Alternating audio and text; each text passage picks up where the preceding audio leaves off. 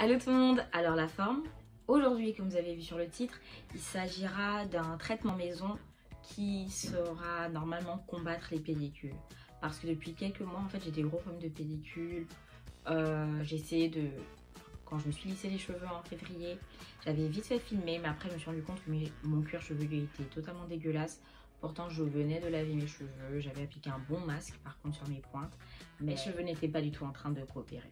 J'ai donc demandé à ma coloc, comme elle fait la plupart du temps des produits maison pour ses cheveux, sauf son shampoing, et elle a appliqué ce qu'elle applique pour elle-même. C'est parce qu'en fait, elle, sa routine, ce que je vais vous montrer, elle le fait toutes les 3 semaines.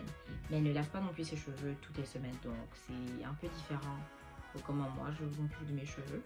Je mettrai les propriétés des ingrédients à côté sur l'image, ainsi c'est plus simple. Et tout d'abord, en fait, elle fait une eau de romarin en fait. Donc elle fait bouillir du romarin dans l'eau pendant 5 minutes je crois.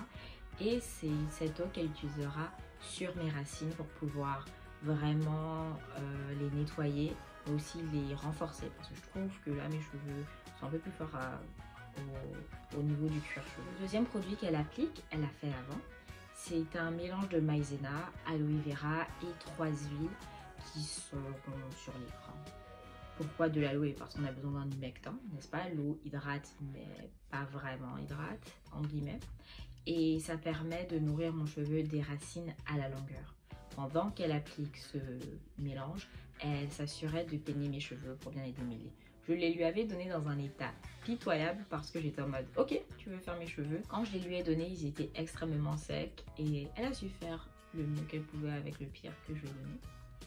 Ensuite, on laisse sur la tête pendant 30 minutes avec une serviette chaude au-dessus du bonnet.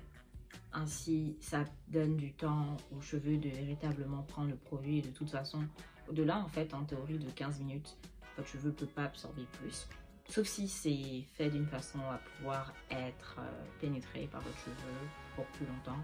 Mais je pense qu'au-delà de 15-20 minutes, c'est un peu la même chose. Après cela, elle shampooine mes cheveux 3 fois et elle s'assure de vraiment y aller en profondeur. Sincèrement, j'ai vraiment aimé sa technique parce que je pense que moi, je ne shampooine pas mes cheveux de la même façon qu'elle.